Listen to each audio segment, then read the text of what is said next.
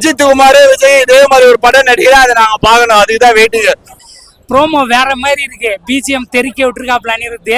எந்த சேனல் இருந்தாலும் பரவாயில்ல. அது தலைவர் படம், கமல் சார் படம், 2 பேரும் சேர்ந்து பண்றாங்க. வேற லெவலு. உண்மையாலுமே இதெல்லாம் இது மாதிரி சீன்ஸ் எல்லாம் ஒருமான உண்மையான காலத்துக்கு தெரியாது. சூப்பர் ஸ்டார் உலக நாயகனும் 2 பேர் இணைந்த கைகள்னு சொல்லலாம். 47 வருஷம் நினைத்தாலே இனிக்கும் அப்புறம் 2 பேரும் இணைஞ்சிருக்காங்க. பயங்கரமா இருக்கு படம், எனக்கு ரொம்ப பிடிச்சிருக்குது. ஆனா இது படமே இல்ல, ப்ரோமோ நல்லா இருந்தது. ஆனா ரெக்வஸ்டா கேட்டுக்கிறேன், நான் ஒரு தலைவர் ஃபேன்.